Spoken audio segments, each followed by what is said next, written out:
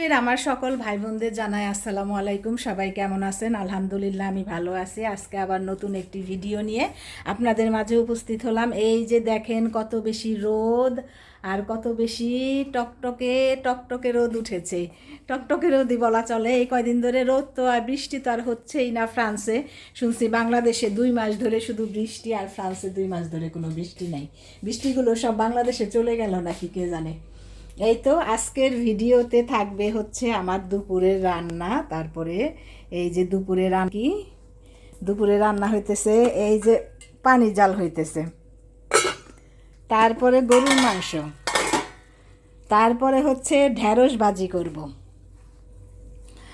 আর এটা হচ্ছে থনফিশ যেটা আর কি থনফিশ বলে, সেটার কৌটা। এটা দিয়ে সব আয়োজন চলতেছে এখানে। এটা দিয়ে আমি যে কাবাব করব থনফিশের, তার জন্য এটা প্রিপেয়ার করে ডিপে রেখে দিব। এই তো অনেক বেশি রোদ আর অনেক বেশি চকচকে চারদিক, দেখতেই পাচ্ছেন। ঘর টর এলোমেলো হয়ে আছে, ঘরগুলো সব গুছাবো এখন। তারপরে এই ফাঁকে ফাঁকে রান্না শেষ হয়ে যাবে। এখনও আমরা এই যে কার্পেটগুলো এখনও বিছাই নাই, যেহেতু গরম, আবার কাজ চলছে যেহেতু, এজন্য এটা বিছানো হয় নাই। আর এই যে এই পাশে হচ্ছে সামনের দিকে যে কি রোদ সেটা দেখা যাচ্ছে। আর এই যে কাজ করার জন্য তো বাইরে এগুলো দেওয়াই আছে। আর এই যে রোদে চারোদিকে চকচক করতেছে। রোদে আসলে ভিডিও অনেক বেশি সুন্দর আর অনেক বেশি ভালো লাগে দেখতে। এই যে আর এই যে গাড়িগুলো দেখা যাচ্ছে, অনেক অনেক গাড়ি। ফ্রান্সে অনেক অনেক গাড়ি, এত বেশি যানবাহনের চলাচলের এত বেশি সুবিধা, তারপরেও দেখা যায় প্রত্যেকেরই গাড়ি আছে। ফ্যামিলিতে 2-3টা করে গাড়ি থাকে। এরকম যে এই গাড়িগুলো কিন্তু ফ্রি এভাবে রাখা হয়, যখন যেভাবে জায়গা পায় তখন সেভাবে এখানে রাখে। শুধু তাই নয়, দেখা যায় যে এক সময় আর এই গাড়ি সব জায়গায়, দেখা গেল যে গাড়ি এক জায়গায় আমরা নিলাম, এসে দেখলাম যে পার্কিংয়ের জায়গা নেই। দেখা যায় যে কোনো এক জায়গায় পাওয়াই যাবে। ওই যে রাস্তার কিনার দিয়েও রাখা হয়, নির্দিষ্ট একটা জায়গা আছে যেখানে রাখেই করে। এই যে এদিকে এই যে বিল্ডিংয়ের কাজ চলতেছে, যার জন্য পুরাটা এইভাবেই করা হয়েছে। তারপরে এই যে এই পাশে 1 বছর ধরে এরকম কাজ করবে, এরকমই আর কি অবস্থা।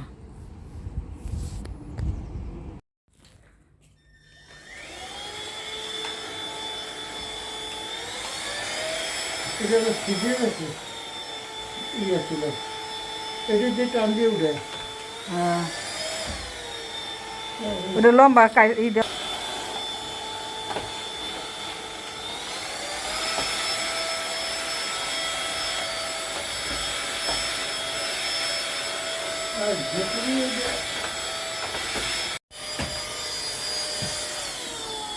না, কই ডিসকালার হয়েছে।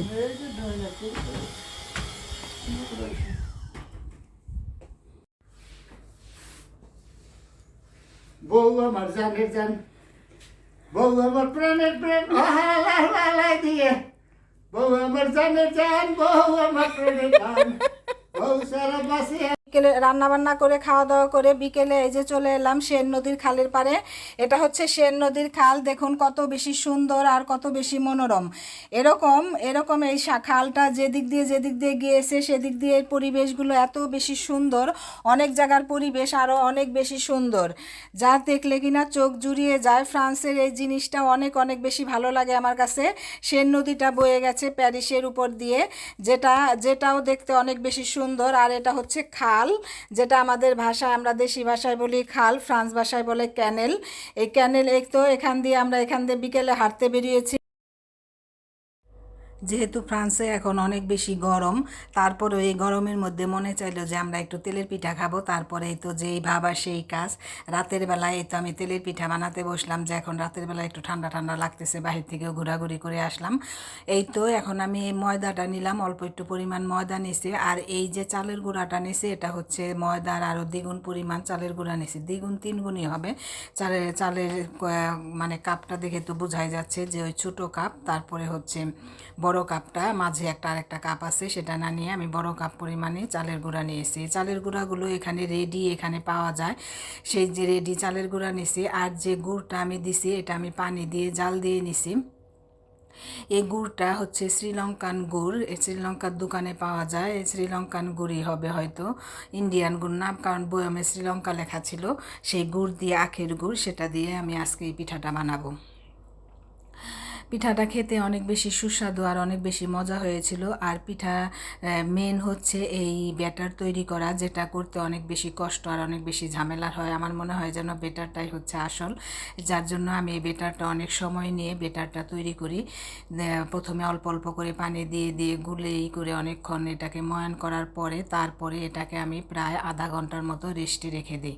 আমরা জানি যে চিতই পিঠা হোক কিংবা তেলের পিঠা হোক, যেটাই আমরা তৈরি করি না কেন, সেই ব্যাটারটাই হচ্ছে আসল। আর ব্যাটারটা তৈরি করার পরে আমরা অনেকক্ষণ এটা যদি না রেখে দিই, তাহলে রেস্টে যদি না রাখি, তাহলে পিঠাগুলো ফুলবে না বা খেতে ভালো লাগবে না, সফট লাগবে না। আমি এই ব্যাটারটা তৈরি করে এখানে রেখে দেবার পরে তারপরে আমি পিঠাগুলো তৈরি করি। আমি আপনাদের কাছ থেকে বিদায় নিয়ে নেই। আমার লং ভিডিওগুলো আপনারা অনেক বেশি কষ্ট করে দেখেন, এর জন্য অসংখ্য ধন্যবাদ।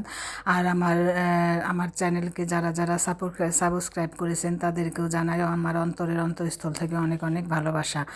আর আমার ভিডিও দেখে কেমন লাগে লাইক করবেন, কমেন্ট করবেন এবং আমার ভিডিওটি শেয়ার করবেন। আর আমার চ্যানেলকে সাবস্ক্রাইব করবেন। তাহলে আমি উৎসাহিত হব নতুন নতুন ভিডিও দেওয়ার জন্য। যদিও আমার ভিডিও ভালো হয় না, অনেক বেশি লং হয়, তারপরে আপনারা ধৈর্য ধরে আমার ভিডিওগুলো দেখেন, এজন্য অসংখ্য ধন্যবাদ।